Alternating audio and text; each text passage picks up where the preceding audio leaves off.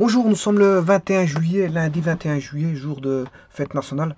En ce jour du lundi 21 juillet 2025, sachez que bon, on a connu, je veux dire, de très bons jours en ce mois de juillet. Simplement, en ce 21 juillet, bon, en matinée, il y a eu très peu de pluie. Sachez qu'on est en code rouge et que bon, on n'a pas eu suffisamment de pluie cette année-ci que pour avoir des verdures vraiment bien verdâtres. On a des prairies qui sont atteintes par, je veux dire, voilà, des zones, voilà, des zones où la verdure ne pousse plus, ne pousse plus. On a de la terre sèche et en plus de ça, il y a voilà, du gazon qui devient brunâtre. Mais ça, bien sûr, il faut bien sûr arroser les verdures. Mais si on ne le fait pas, ben, on risque de voir des conditions qui sont données par la météo. C'est-à-dire, comme on est en code rouge, ben, on est dans une forme de sécheresse qui ne dit pas son nom. Et donc les verdures ne poussent pas avec, comme son nom l'indique, une bonne pousse avec de la couleur verte sur le gazon. Pour avoir de la couleur verte, ben, de un, il faut pas avoir de l'ombre sur la verdure. Ça, c'est une chose. Et en plus de ça, il faut, bien sûr, vous l'aurez compris, avoir du soleil et de l'eau. Il faut mettre de l'eau. Et si on est en code rouge, qu'il y a une forme de sécheresse, mais dans la plupart des verdures voilà, des parcs et jardins, on se retrouve avec des zones voilà, où la verdure est devenue jaunâtre, voire, voire avec des trous euh, au sol, des trous au sol où on voit quasiment la terre. Bon, ceci étant dit, je vais voir ici euh, quelque chose de très important en chimie. On peut le voir ben, c'est plutôt un point de vue électrochimique. Électrochimique, voire un point de vue thermodynamique.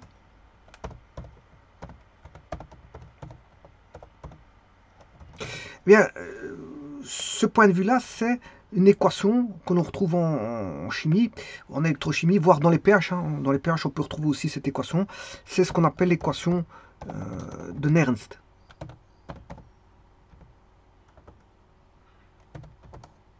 Voilà, c'est l'équation de Nernst.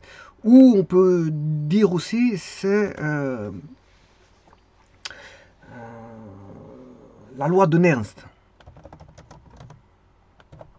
Quoique c'est une loi naturelle. Hein. C'est une loi naturelle. Donc, comme toute loi, c'est une loi de la nature et pas d'un être humain. C'est simplement un être humain qui a trouvé les considérations, les desiderata, les relations qui existaient entre voilà, les différentes variables pour en donner une équation. Donc c'est l'équation, plutôt l'équation de Nernst. C'est vrai que bon, ça a donné ce qu'on appelle la loi de Nernst, mais là, cette fameuse loi de Nernst n'est rien d'autre que une loi naturelle, hein, voilà, qui a été décrite par M. Nernst. Alors, en quoi ça va de quoi faut-il, à partir de quoi faut-il partir pour avoir cette équation de Nernst? C'est là toute la difficulté de la vision des choses, c'est de partir d'un concept qui est un concept appartenant à un domaine de la thermodynamique. On peut partir directement de la thermodynamique. Parce que si on ne prend pas directement le point de vue du concept thermodynamique, on va perdre beaucoup voilà, de vue sur l'équation de Nernst. Donc il faut partir sur un point de vue thermodynamique. Thermodynamique. Voilà. Donc je partirai sur un point de vue thermodynamique. Et maintenant, à partir de ce point de vue dynamique, c'est de savoir sur quoi on va aboutir. Ben, sur quoi on va aboutir, c'est ben, sur comment on va manipuler des réactions d'oxydoréduction, c'est-à-dire qu'on va voir voilà, des effets physiques qui sont de type électrique. Et donc c'est-à-dire qu'on va avoir une énergie électrique.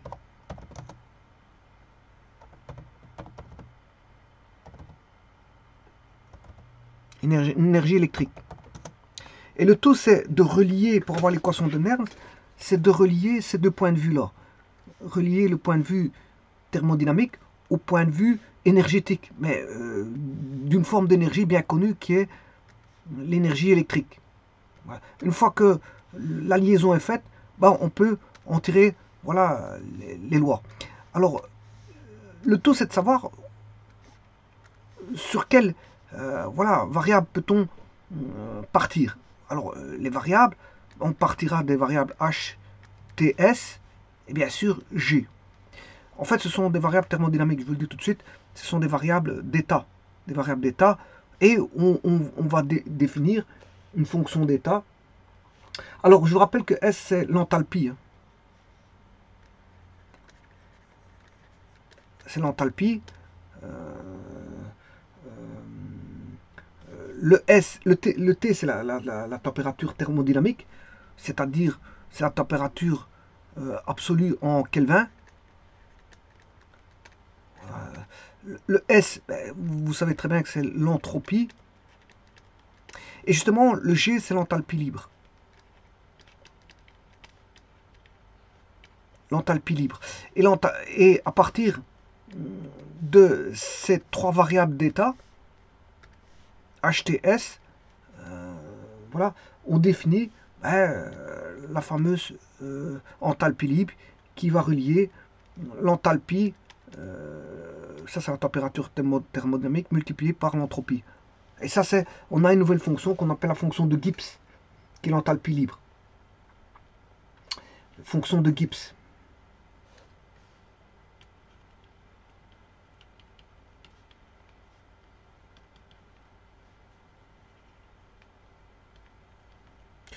Voilà, le tout, le point de vue électrique, bon, là, bien sûr, vous aurez compris qu'on va parler en termes de force électromotrice.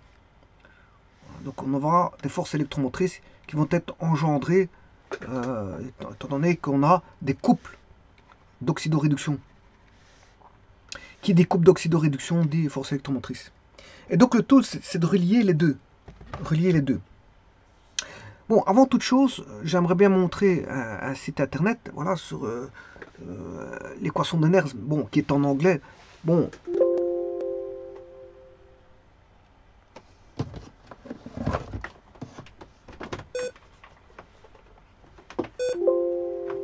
Petit instant.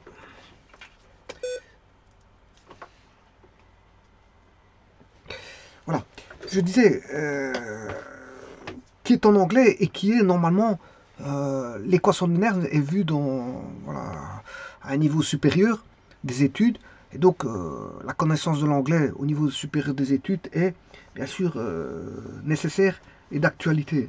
Donc pour ceux qui veulent lire de la documentation technique, bah, rien ne lui empêche d'aller voir, pour l'étudiant, rien ne lui empêche d'aller voir, bah, je veux dire, des sites en anglais. Et ici en voici un qui voilà, décrit l'équation de Nernst en partant justement voilà, de couple oxydant-réducteur et bien sûr en parlant d'enthalpie libre. Donc vous voyez que ici on part de l'enthalpie libre pour finir par aboutir par un thermal voltage, c'est-à-dire une force électromotrice.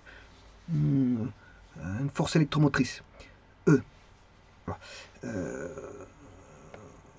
Voilà. Et puis, on peut le voir par justement l'activité chimique, c'est l'activité chimique. Et puis, on a les formes standards. Voilà, on a réduction forme standard. Et voilà. Et tout ça est expliqué, je veux dire, de manière clarifiée en anglais. Donc celui qui est intéressé, je renverrai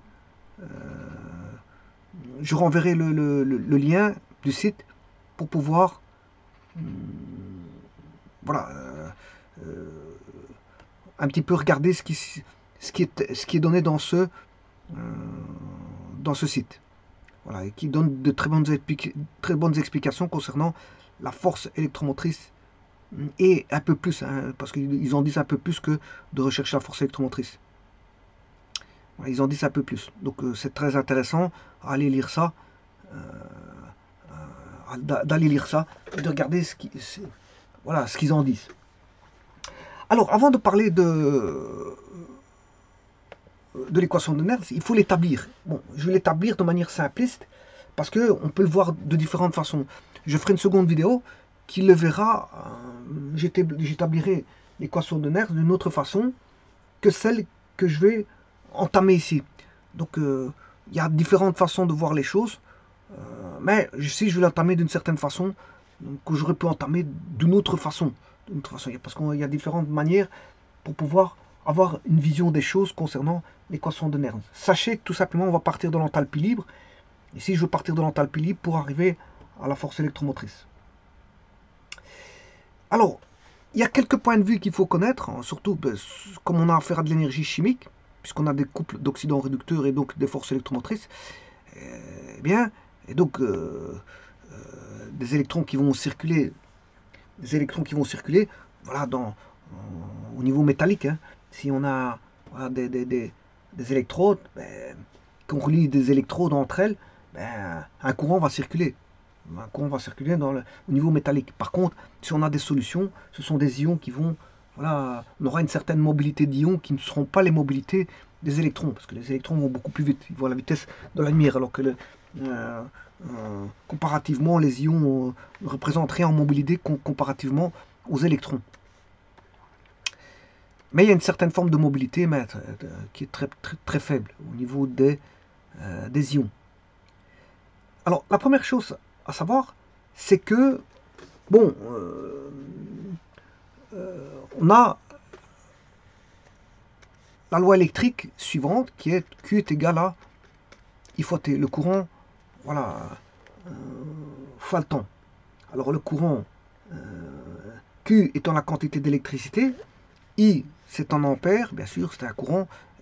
Là, c'est donné en secondes. Hein. Voilà, et des ampères fois des secondes, ça donne ce qu'on appelle des coulombs. C'est Monsieur Coulomb. On lui a attribué une unité qui est le coulomb. Voilà, le coulomb. Alors on a ce qu'on appelle les forces coulombiennes, et ainsi de suite. Bon, Coulomb est très connu en électricité, notamment en électrostatique. Alors il faut savoir que la masse déposée à l'électrode, la masse que je vais appeler M, déposée à une électrode, est directement proportionnelle à la quantité d'électricité. Donc à Q. La masse déposée à une électrode est directement proportionnelle à Q. Alors bien sûr, la masse, on va parler d'une masse en grammes, donc elle est proportionnelle, car c'est le facteur de proportionnalité multiplié par ce fameux courant fois ce temps. Bien sûr, courant en ampères, encore une fois, je le répète, ici courant en ampères, voilà, temps en secondes. Alors bien sûr, et K a une unité, bien sûr. Hein. K a une unité. Alors maintenant, ça c'est une des premières lois voilà, d'électrostatique concernant les solutions électrolytiques, solutions conductrices, c'est que la masse est directement proportionnelle à la quantité d'électricité. Ça c'est une des lois voilà, d'électrochimie concernant les solutions électrolytiques. Voilà, une deuxième loi, bon, elle est un petit peu, voilà, on va dire que la quantité d'électricité passant dans une cellule, on va dire, électrolytique, est un Faraday, c'est-à-dire 96 000. Un Faraday, c'est 96 500 coulombs. Voilà, c'est 96 500 coulombs, en gros. En gros, c'est 96 500 coulombs. Voilà. Alors, si la quantité d'électricité passant dans la cellule électrolytique et de, on va dire, la quantité qui est là, c'est-à-dire 1 Faraday, c'est-à-dire 96500 coulomb, ça veut dire que la masse déposée est toujours d'un équivalent électrochimique. La masse vaut un équivalent électrochimique. Voilà. Alors, je rappelle qu'un équivalent électrochimique, c'est, on va dire,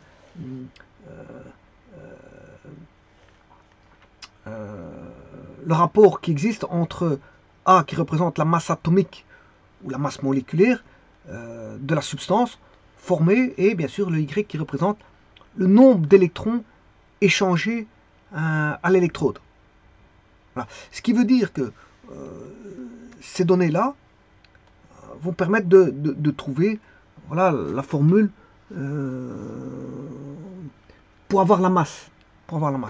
Donc on aura la masse qui vaudra 1 sur 96 500 coulombs multiplié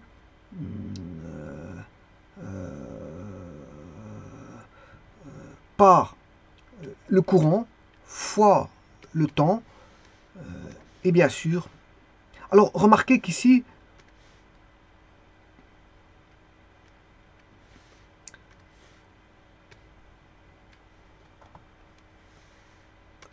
le K il est ici. Le K. Alors on aura bien sûr A sur Y. Voilà, et ça c'est une. Le K est ici. Ce fameux K.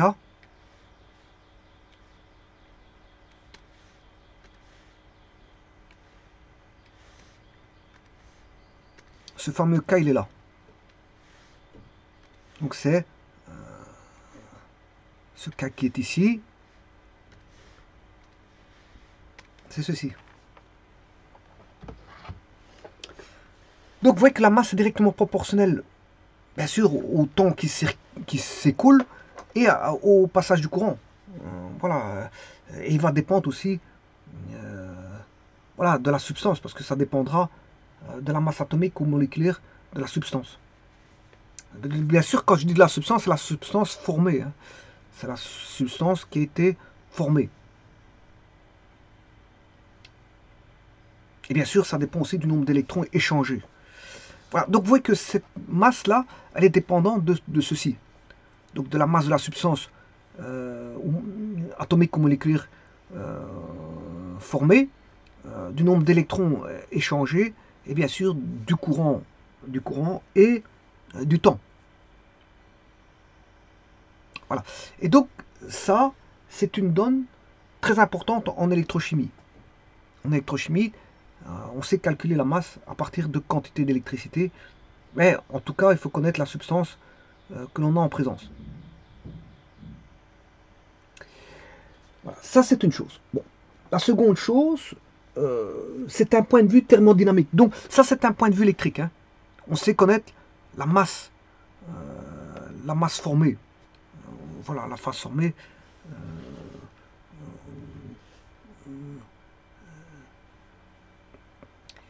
Maintenant, si je prends le point de vue thermodynamique, j'ai dit que G, c'était la fonction de Gibbs, qui faisait intervenir aussi bien l'entropie que l'enthalpie que la température thermodynamique, qui est en Kelvin, et que l'enthalpie libre relie justement ces trois grandeurs-là.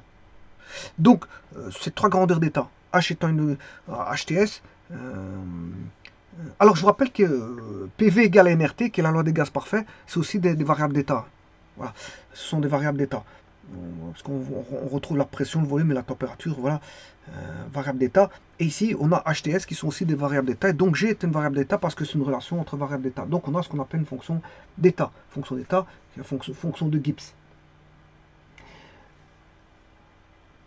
Alors, ici, l'enthalpie libre, je parle un petit peu d'enthalpie libre, parce que c'est très important, justement, le démarrage de l'équation de Nernst se fera par justement un point de vue thermodynamique, et justement, l'enthalpie libre, H,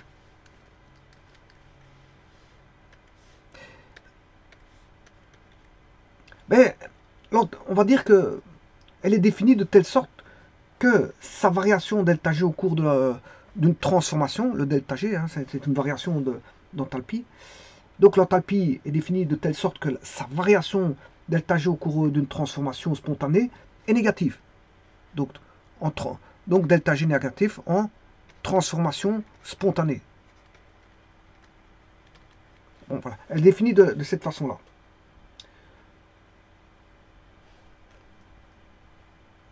Alors, c'est le caractère d'un potentiel qui ne peut spontanément que diminuer et tendre vers un minimum.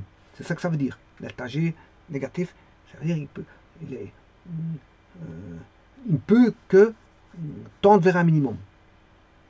Il peut diminuer, bien sûr, diminuer et tendre vers un minimum. D'ailleurs, on l'appelle aussi, comment est-ce qu'on l'appelle aussi? On peut l'appeler aussi le potentiel thermodynamique. C'est à pression, bien sûr, et à température constante. Hein. C'est le potentiel thermodynamique. On peut l'appeler comme ça, hein, potentiel thermodynamique.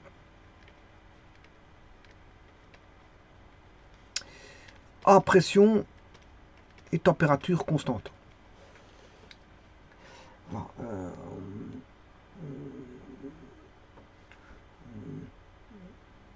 Donc on peut, à partir de cette hypothèse-là, on peut, en principe, se dire qu'au cours d'une transformation spontanée, s'effectuant à pression et à température constante, l'enthalpie libre d'un système ne peut que diminuer. Alors, lorsque sa valeur atteint un minimum, le système, on va dire, parvient à un état d'équilibre, s'il atteint un minimum. Alors, comment voir les choses à partir de delta G? On peut le scinder en trois vues. Alors, les transformations envisagées peuvent être de trois types. Alors, une transformation envisagée, on peut avoir une variation d'enthalpie libre négative, une variation d'enthalpie libre positive, une variation d'enthalpie libre égale à... Enfin, égale à 0. Là, il n'y a pas de variation d'enthalpie parce que justement, elle est égale. Vous allez avoir G2 moins G1 égale 0, c'est-à-dire que, bon, justement, ça veut dire que G2 égale G1, et là, il n'y a pas de variation. Les seules variations qu'on peut avoir, la seule variation qu'on peut avoir, ce sera celle-ci. Parce qu'elle ne peut que diminuer. Donc delta G positif, on n'aura pas ça. Alors, ça peut signifier quelque chose, ça, delta G positif. Ça signifiera quelque chose. Qu'est-ce que ça va signifier? Bon, tout d'abord, je parlais de delta G négatif. Delta G négatif, l'enthalpie libre du système diminue au cours, on va dire, de la transformation. Et celle-ci peut se réaliser, bien sûr, spontanément. Bon, spontanément. Spontané, je crois que c'est un N.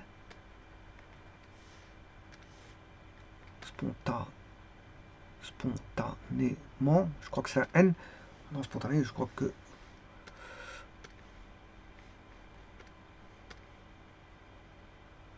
Spontané, bon, je sais pas si c'est un N ou deux N, mais enfin bref. Ici, là, ça veut dire qu'on aura une transformation spontanée quand delta G est négatif. Delta G négatif spontané. Alors maintenant, si l'enthalpie libre du système augmente au cours de la transformation, ben justement, comme je l'ai dit, la transformation ne peut pas se réaliser spontanément. Donc on n'aura pas une réaction spontanée. La réaction ne peut pas se faire toute seule, sans, je veux dire, bien sûr on peut la faire réagir, mais en ramenant, voilà, en ramenant des éléments extérieurs. Ramener des éléments extérieurs, on peut la faire agir, mais en tout cas, spontanément, elle ne se fera pas. Elle ne va pas se réaliser spontanément. C'est ça que je voulais dire tout à l'heure. Quand le delta G est positif, mais ça ne se ferait pas spontanément. Maintenant, c'est pas dit que c'est pas parce qu'elle ne fait pas spontanément que elle va pas se faire, parce qu'on peut ramener des éléments extérieurs pour pouvoir la forcer à se réaliser. Hein. Voilà, bon, donc réaction, on peut toujours essayer de la contrainte à se faire, malgré qu'elle ne se fait pas spontanément. Mais en tout cas, si delta G est positif, ça veut dire qu'elle ne va pas se faire, la transformation ne va pas se réaliser spontanément. Alors maintenant, si delta G est négatif, vous connaissez très bien, voilà, en thermodynamique, ce que ça veut dire. Ben, là, on a un équilibre. Ça, c'est un équilibre. Ça veut dire que l'enthalpie libre du système ne varie pas. Et la transformation, on va dire que la transformation est inversible. Et le système est dans un état d'équilibre. Donc, ça, c'est un état d'équilibre. D'ailleurs, dans les pH, on recherche un état d'équilibre pour aller rechercher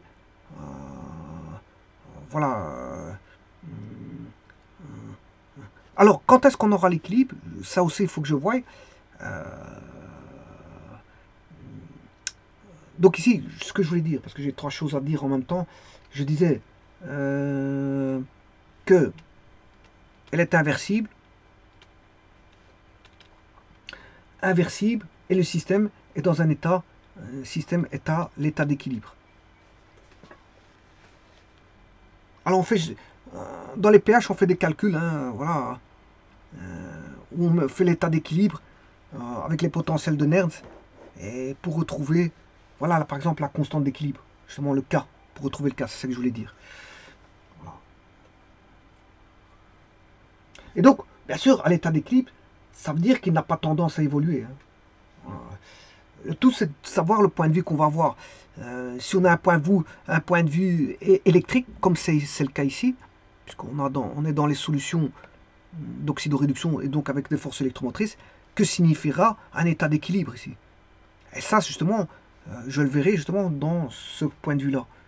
L'équilibre, comment pourrait-on voir un état d'équilibre thermodynamique qui va refléter, ou plutôt un état d'équilibre électrique? On aura un état d'équilibre électrique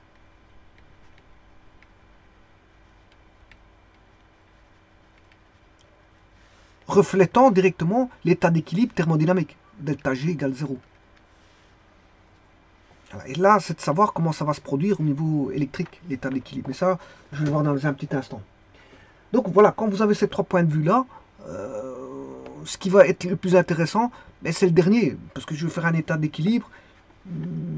Et donc, qui dit état d'équilibre physico-chimique, dit équilibre chimique, et donc dit constante d'équilibre chimique. Et donc, la constante d'équilibre chimique, comment l'interprète-t-on? La constante d'équilibre est définie en fonction des concentrations, bien sûr, ça vous le savez très bien.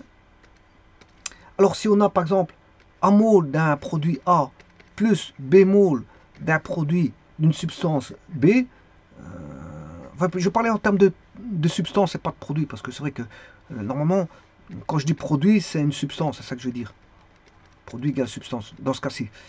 Mais en chimie, attention, qu'en chimie, on définit, il faut faire très attention d'utiliser ce mot produit, parce que en chimie, les produits, c'est ce qui se trouve à droite.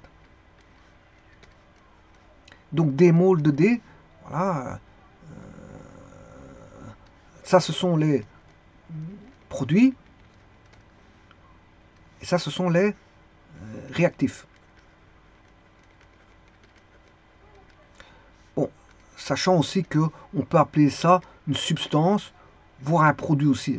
Ça c'est une substance, voire un produit. Mais en vérité, ce qui va réagir, c'est ce qu'on appelle les réactifs, qui vont donner bien sûr des produits. Alors quand vous avez ceci, on peut définir ce qu'on appelle la constante d'équilibre chimique, qui est dépendant bien sûr de la température. Attention à ça. La constante d'équilibre chimique dépendra des concentrations, voilà, des produits C et D, et des réactifs, concentration des réactifs A, B, bien attention, en fonction du nombre de moles. Alors C possède C môle, D môle, A môle et B môle. Et donc ici, bien sûr, avec A qui a la concentration molaire à l'équilibre. B, c'est la concentration molaire à l'équilibre, C, c'est la concentration à l'équilibre, et D, c'est la concentration molaire à l'équilibre. Et bien sûr, cette constante d'équilibre n'est pas constante. Pourquoi? Parce qu'elle est dépendante de la température. Elle est fonction Kc est fonction de la température. Elle est fonction de la température.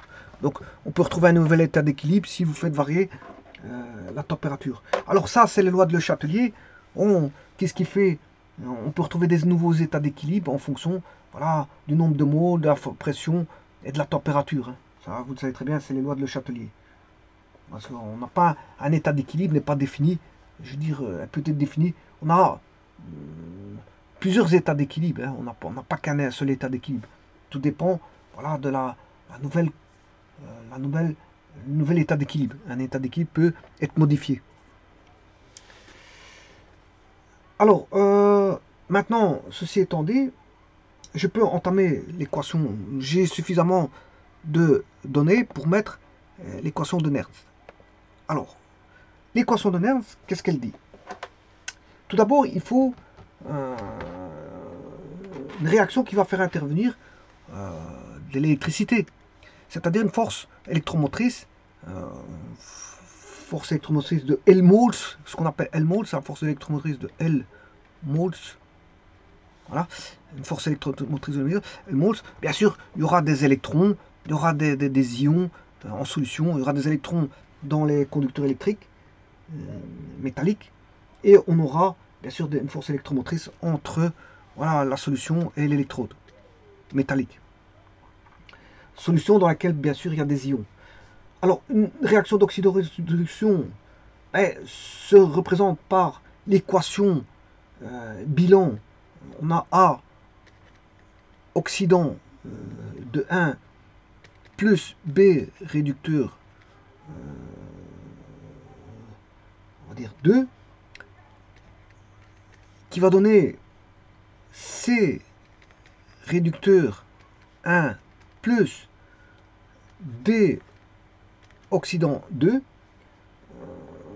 Et donc là, quand on a ça, qu'est-ce qui se passe? Ben, on a, ça c'est une réaction, une équation bilan, qui est une réaction chimique, qui va induire bien sûr, voilà, un point de vue, ça veut dire un point de vue thermodynamique. Et ce point de vue thermodynamique va traduire un point de vue électrique. Et justement,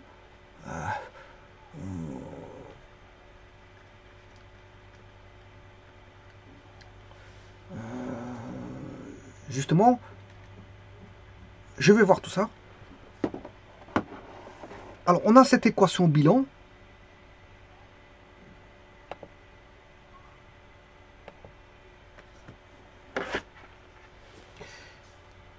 Donc, on aura une variation d'enthalpie libre. C'est ça le point de vue thermodynamique. A oxydant de 1 plus B réducteur de 2. Voilà. Action à l'équilibre. C réducteur de 1 plus D oxydant de 2. Et alors, la variation d'enthalpie delta G est égale à... Bon, alors ici, ça va te donner un delta G, dG0 plus RT ln de l'activité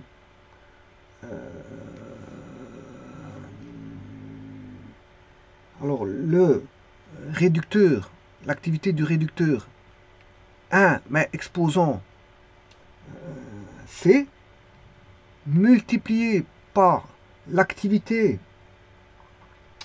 de l'oxydant 2, ce sont les produits, hein. Voilà, ça c'est les produits exposant D sur l'activité exposant A de l'oxydant 1 fois l'activité du réducteur 2, ça ce sont les produits, et ça ce sont les réactifs. Alors là, le réducteur 2, c'est B. Voilà, ça c'est. Alors ceci, qu'est-ce que c'est, delta G0? On va dire que ce sont, là-dessus, il y a des constantes, et il peut s'agir, si vous voulez, d'enthalpie, hein, d'enthalpie standard. Alors on peut avoir des concentrations aussi constantes, hein, du solvant. Concentration constante du solvant. Donc c'est un amalgame de constantes, on va dire, en gros c'est ça, c'est un amalgame de constantes que je verrai dans la vidéo suivante concernant, je veux dire, notre vue d'esprit du calcul du voilà, de delta G. Et là je vais bien mettre en œuvre voilà, cet élément delta petit g0, voilà, qui est un ensemble de constantes, on va dire ça comme ça. Voilà, c'est un ensemble de constantes provenant voilà, généralement de différentes composantes, notamment d'enthalpie standard de certains éléments, ainsi que des concentrations constantes du solvant. Bien sûr, dans leur état standard. Hein. Alors, généralement, le solvant, c'est de l'eau. Donc, on aura une équation avec du H2, H3O+. Mais ça, je le ferai dans une vidéo suivante, où je mettrai une électrode à hydrogène avec un solvant qui est de l'eau, et vous verrez que bon, on va aboutir à des choses bien définies, bien précises. Alors bien sûr, A, qu'est-ce que c'est? A, c'est l'activité. Alors qu'est-ce que c'est que cette activité? Ça peut être, bon, comme je l'ai vu tout à l'heure, dans la constante d'équilibre, ça peut être, voilà, on peut voir, ça peut être des concentrations, comme ici, hein. Voilà, ça peut être des concentrations. Voilà, donc l'activité, ça peut être, voilà, des concentrations molaires. La concentration molaire des ions, hein, bien sûr, parce qu'ici, bon, les oxydants réducteurs sont des ions.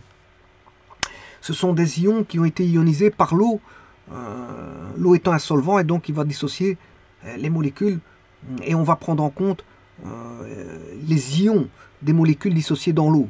Donc en fait ici ce sont des concentrations molaires. Bon, maintenant on peut avoir des gaz, hein, c'est pas un problème, mais bon, si on a des gaz, on peut parler en termes de pression partielle des gaz. Alors pour ça il faut aller voir la loi d'Henry. La loi d'Henry. La loi d'Henry en parle très bien. Voilà, donc l'équilibre au travers des pressions partielles des gaz. Alors pour les solides, bien sûr l'activité vaut 1. A vaut 1 pour les solides. Donc vous voyez que ça dépend. On parle d'activité pour parler en termes de, voilà, de concentration ionique, voire de pression partielle, voire de solide. Mais si c'est des solides, égale 1 pour les solides. Voilà, c'est quelque chose voilà, qui reprend trois choses en même temps. Tout dépend. Si on sait ce que c'est, bon, on peut utiliser, si c'est en faire des pressions partielles, on utilise les pressions partielles. Si on en fait des concentrations, ben c'est des concentrations. Voilà, ça c'est généralisé, on va dire. C'est généralisé. Et si on a à faire des solides, des constituants solides, ben, l'activité vaut 1. Alors maintenant, je vais aller chercher la condition d'équilibre, c'est-à-dire delta G égale 0 ici. Voilà, delta G égale 0. Et là, je vais me situer à l'équilibre, c'est-à-dire que on a l'équilibre. Hein.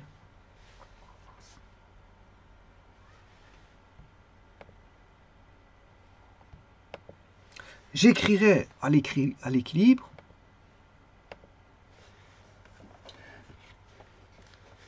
alors, bien sûr, ici je prends delta G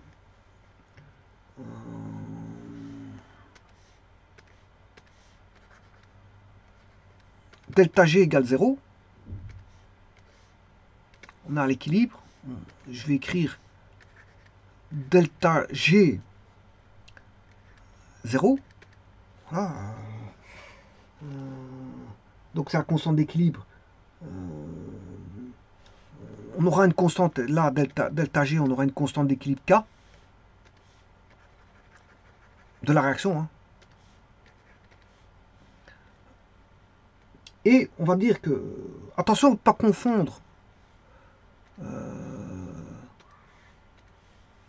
le delta G ici 0, que j'ai mis ici, et celui qui est là.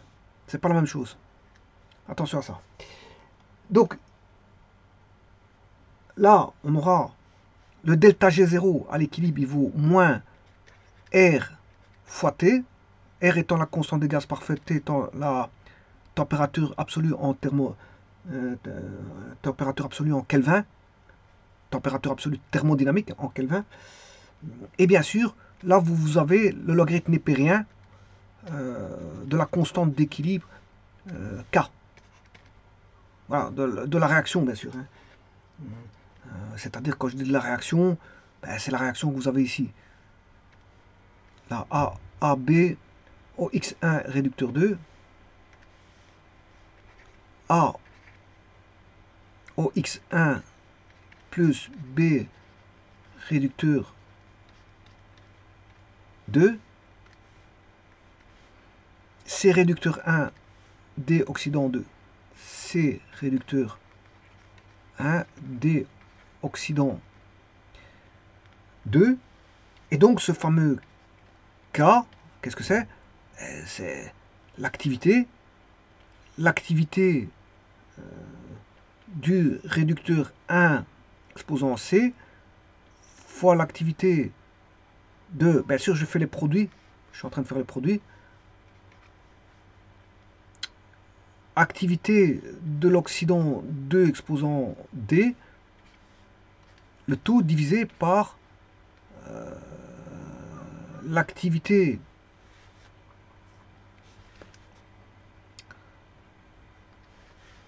exposant A de l'oxydant 1 multiplié par l'activité du réducteur 2 exposant B. Bon, alors l'activité, comme j'ai dit, si c'était des pressions partielles, vous mettez des pressions.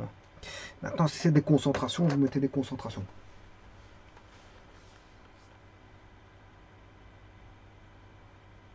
Et bien sûr, le A ici, ce sont des activités à l'état d'équilibre. Hein. Ce sont les activités dans les états d'équilibre. Comme j'avais dit tout à l'heure ici, ici, la concentration de C, c'est la concentration à l'état d'équilibre. C'est la concentration molaire à l'équilibre. D, c'est la concentration molaire à l'équilibre. A, c'est la concentration molaire à l'équilibre. B étant la concentration molaire à l'équilibre. Ici, bon, comme j'ai dit que A peut représenter une pression partielle, voire une concentration molaire, elles sont toutes à l'équilibre. Ce sont toutes des activités dans leur état d'équilibre. Alors maintenant, je vais passer au point de vue électrique. Et c'est de ça que, parce que je vous rappelle qu'ici, je suis toujours dans le concept thermodynamique. Je n'ai pas encore fait le saut. Le saut va intervenir dans un petit instant. Le saut de là à là. Mais pour ça, pour faire le saut, il faudra faire intervenir des notions électriques. Alors j'avais déjà énoncé des notions électriques ici, notamment par la masse en grammes, qui dépendait voilà, de la quantité d'électricité en coulomb. Et il dépendait aussi de rapport A sur Y. Et bien sûr, il y avait une constante qui était 1 sur 96500, qui était 96500, c'est le Faraday, un Faraday. Alors, et c'est là que je parlais de ces notions d'électricité. En fait, quand on a une force électromotrice qui est engendrée, on a affaire à ce qu'on appelle une espèce de pile. Voilà, une pile. On a une pile. Voilà, donc, il va fournir de l'électricité électrique. Bon, je vous rappelle qu'ici, on a l'état d'équilibre, delta G égale 0. Donc, au niveau thermodynamique, c'est un état d'équilibre thermodynamique. Voilà. Mais, bien sûr, au niveau électrique, on aura un équilibre aussi, puisqu'on a un équilibre thermodynamique, donc on aura un équilibre électrique aussi. Alors, on a un équilibre aussi bien thermodynamique qu'électrique. Et donc, comment pourrait-on voir cet équilibre thermodynamique? Bon, ça je l'ai vu, il suffit de faire delta G, d'avoir delta G égale 0, hein, la variation d'enthalpie vaut 0. Et au niveau électrique, voilà, c'est là qu'il faut savoir que si la pile là, fonctionne de manière réversible, bon, réversible, c'est-à-dire qu'il produit, on va dire, un courant infiniment petit. Voilà, c'est comme ça qu'on peut voir la réversibilité, voilà, de la pile. Il produit un courant infiniment faible. Eh bien, c'est à ce moment-là que la variation d'enthalpie libre, delta G, qui accompagne, on va dire, la réaction effectuée dans le sens, gauche vers droite, d'ici, ouais, d'ici, dans le sens gauche vers droite, gauche. Donc ici, ce sera les produits comme ça, réactif ici, voilà, gauche vers droite. Voilà, donc,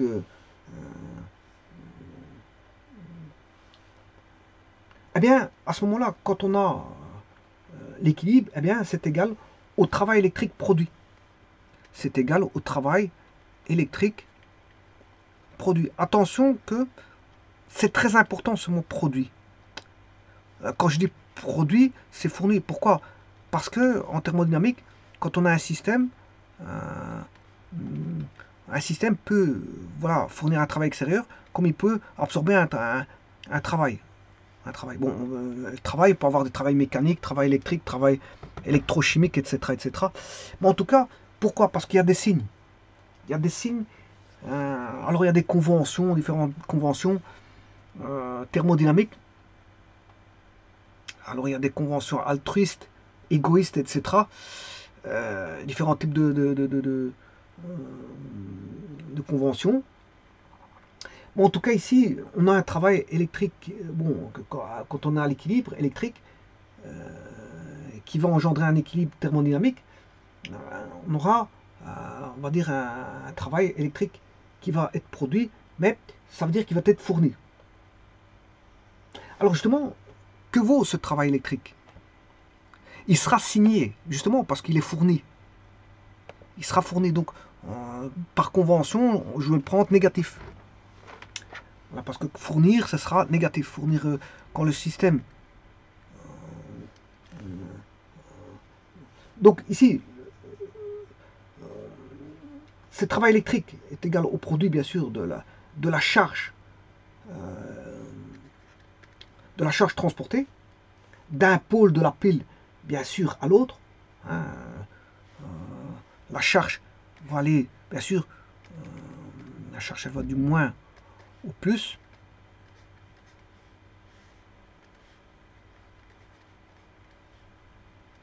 Ça c'est un voltmètre, hein, juste un voltmètre. Alors, quand on va aller du moins au plus, les électrons vont du moins vers le plus. Hein. Voilà. Et donc, le travail électrique est égal au produit de la charge électrique transportée, bien sûr, d'un pôle de la pile à l'autre, c'est-à-dire du moins au plus, par la différence de potentiel existant entre ces pôles. Alors la différence de potentiel, on peut la voir en lisant voltmètre, c'est E. Et donc,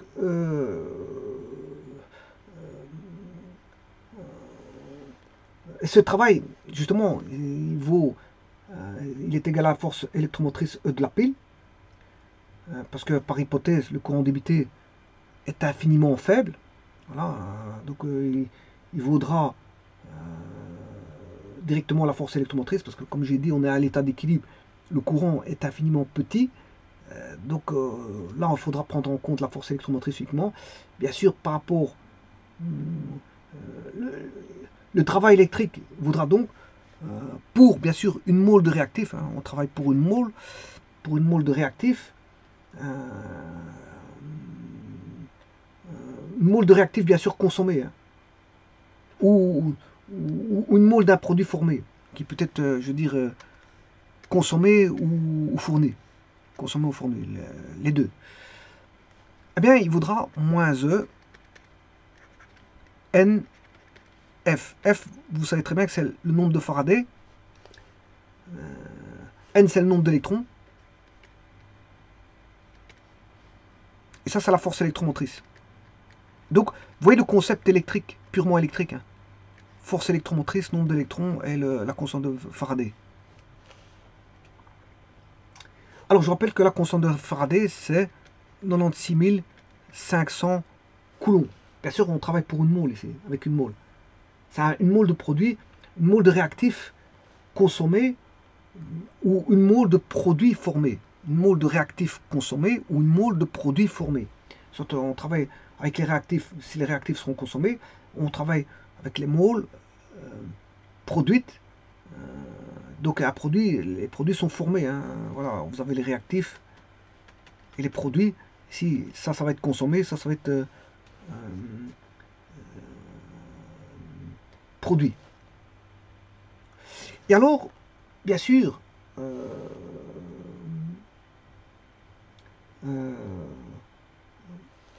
par convention,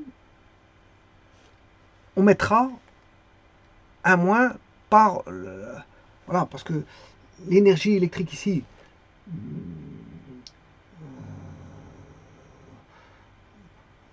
on va dire que cette énergie-là, elle est...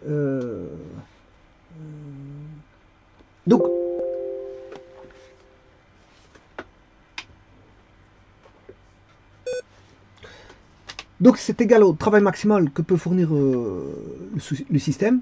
Dans ce cas-ci, par exemple, il s'agit de l'énergie électrique que peut fournir la pile. Et bon, il est considéré comme négatif. Pourquoi? Parce que il est perdu par le système. Il est fourni par le système.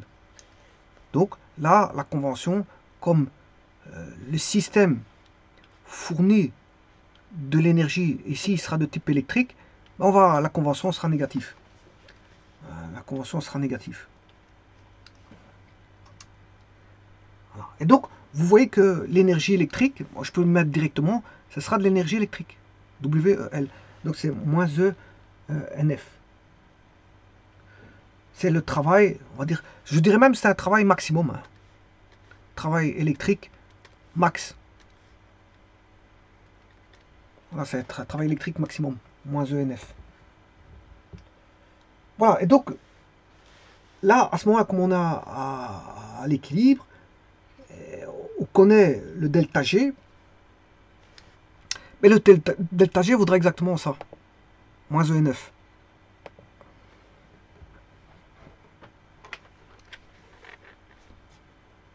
Alors, on pourrait dire aussi, on pourrait se dire quoi?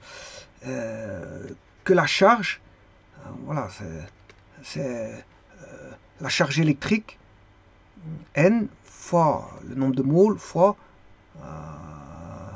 la charge de l'électron. Le nombre de charges électriques, fois l'électron, fois voilà, nombre de moles, et là vous avez N fois F.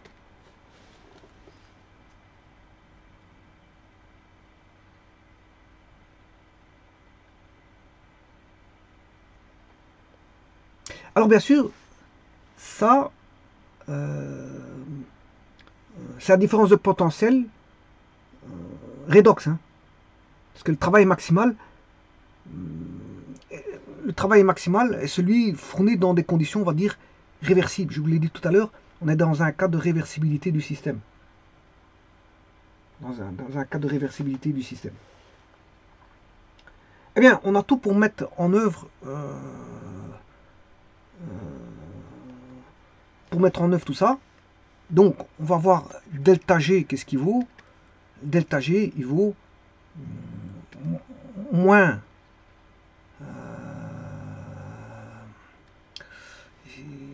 il vaut le travail électrique maximum.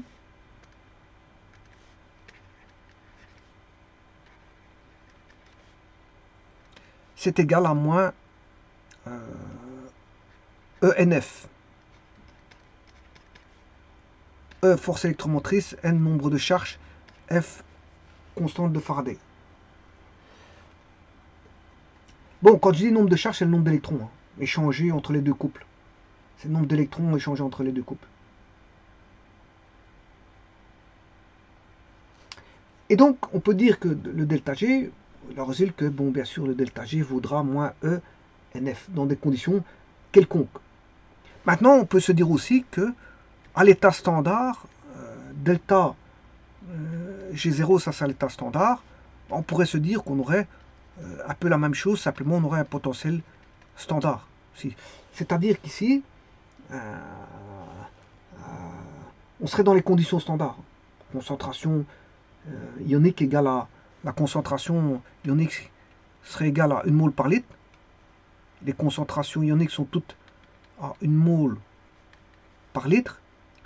Si il y a des pressions partielles, hein, ben elles seraient considérées comme étant égales à pression partielle. S'il y a des pressions partielles présentes,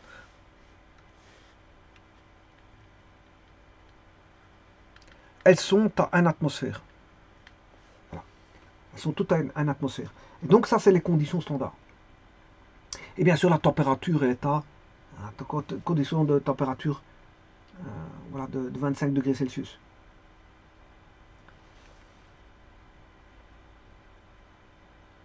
Bon, maintenant, en portant justement les expressions de delta G et delta G0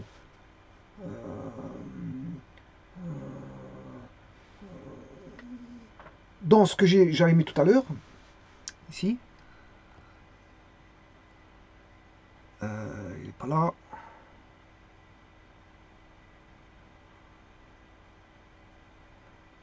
Voilà, ici. Donc, si je vais reporter ces expressions ici, qu'est-ce que ça va donner?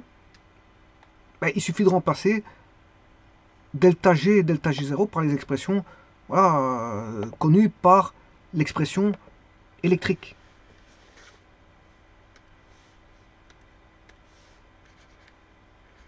Delta G égale delta G0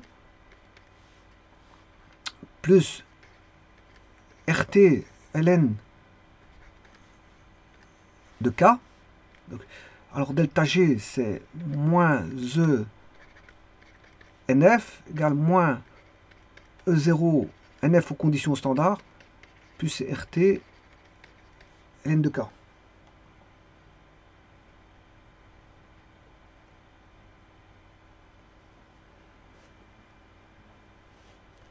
Et maintenant je peux tirer la force électromotrice. J'aurai... Alors je vais m'occuper des signes moins.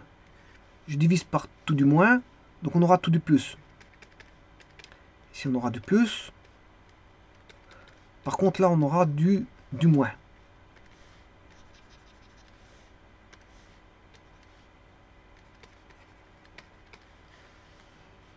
Donc je vais diviser par NF.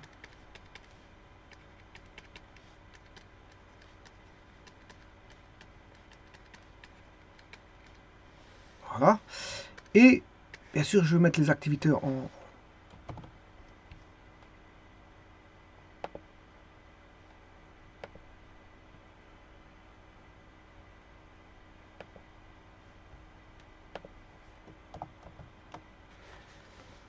Alors pour ça je vais rechercher l'équation ici.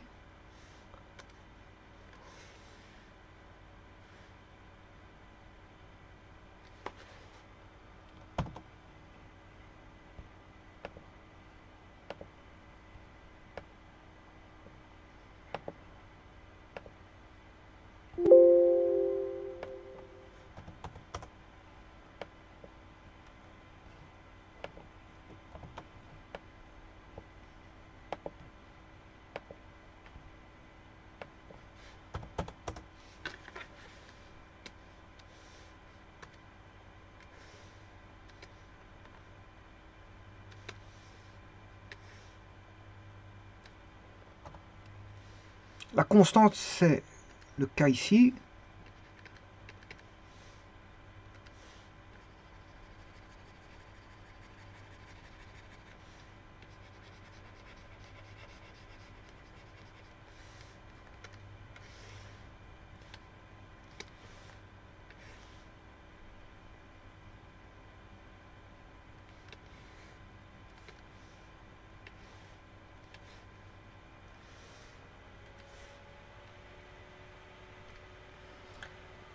Voilà. Et donc, je peux écrire que E est égal à E0 moins RT sur NF ln. Alors maintenant, si, on va dire, je vais considérer que j'ai affaire à des, non pas pression partielle, mais des concentrations, voilà, et que l'activité, bon, que c'est toutes des concentrations molaires, à l'équilibre.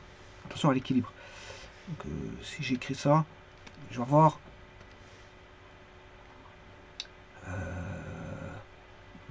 concentration réducteur 1, concentration oxydant 2, concentration oxydant 1, concentration réducteur 2, bien sûr avec réducteur 1 exposant C, oxydant 2 exposant D, oxydant 1 exposant A et B pour le réducteur 2. Voilà, et donc là, alors on peut repasser du logarithme népérien au logarithme en base 10. Hein. Voilà, je peux repasser au logarithme en base 10.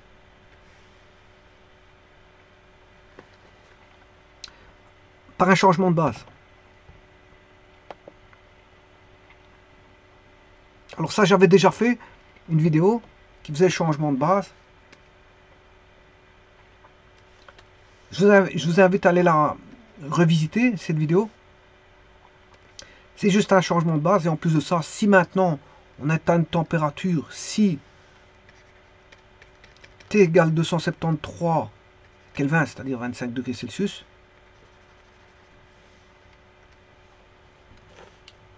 voilà, conditions de laboratoire, hein.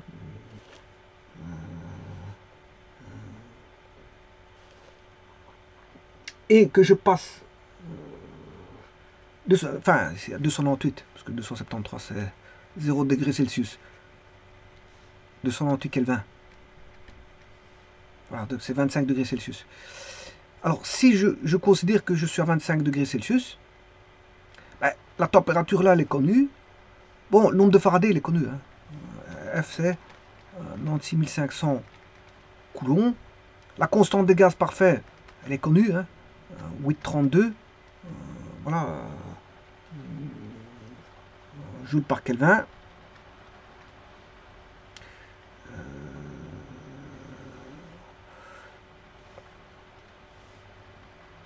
832. Alors,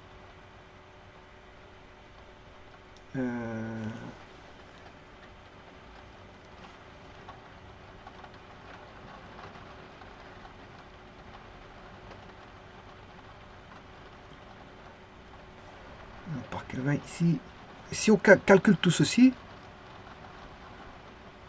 voilà, il nous restera. Alors bien sûr, je fais un changement, un passage en logarithme.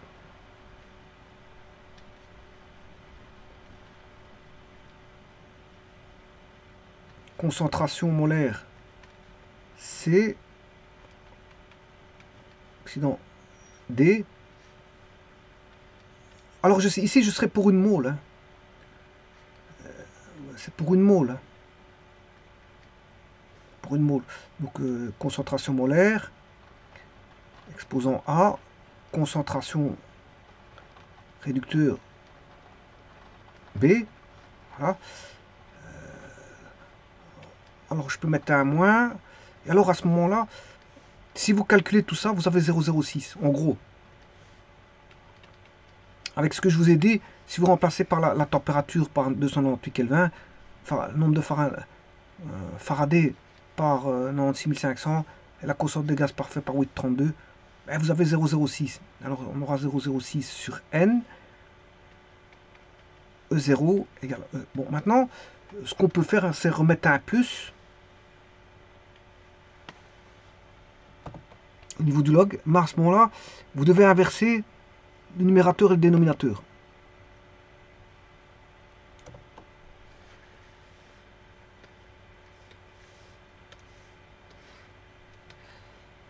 Alors je vais remettre un plus.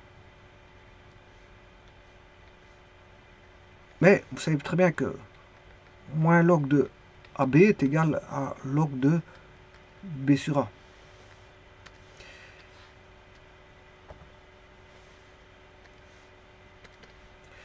Donc on aura E0 plus 0, 0. Oui, attention que ici, on aura Occident exposant A, réducteur exposant B, réducteur 1. Attention que c'est le... Oui, attention que ici, Occident 1. Ici c'était Occident 1. Alors C pour réducteur 1.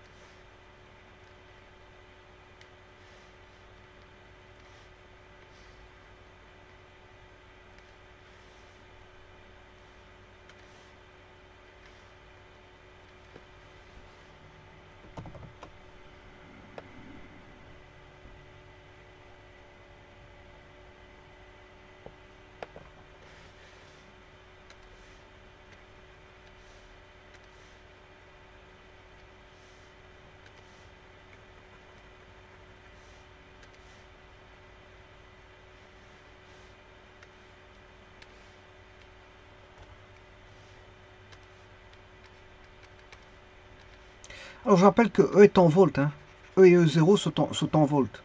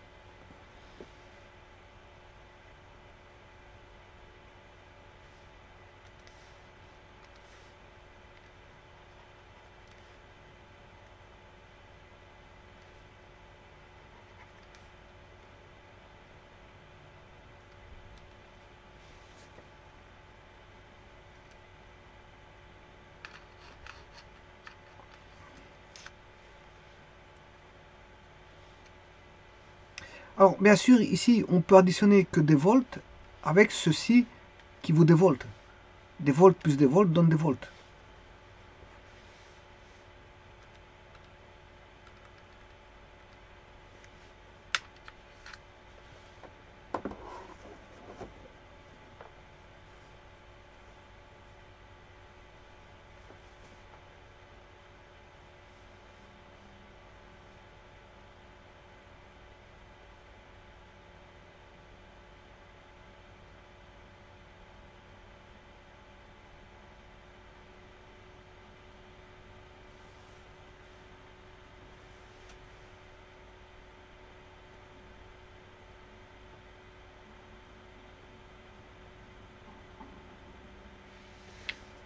Voilà, et donc à l'équilibre, qu'est-ce qu'on a?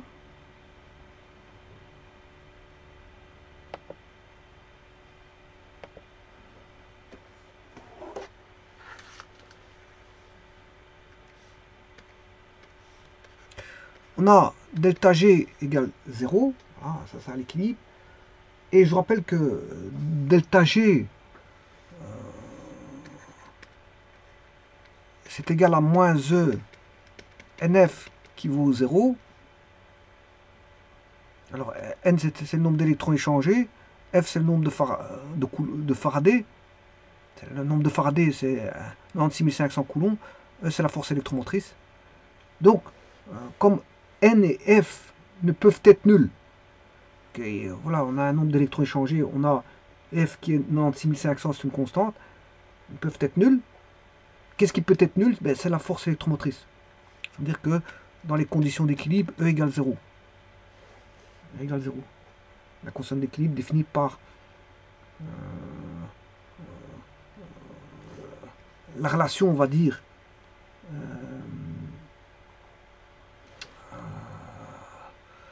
delta G égale moins E NF égale à 0 si la force électromotrice est nulle.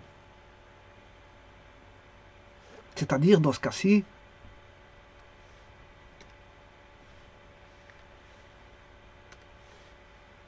on aura le monôme des activités ici, qui sont des concentrations molaires,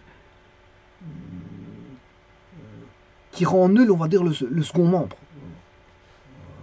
Voilà, il rend nul l'équation du second membre.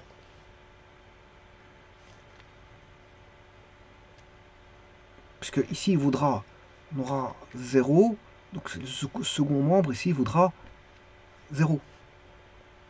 Voilà.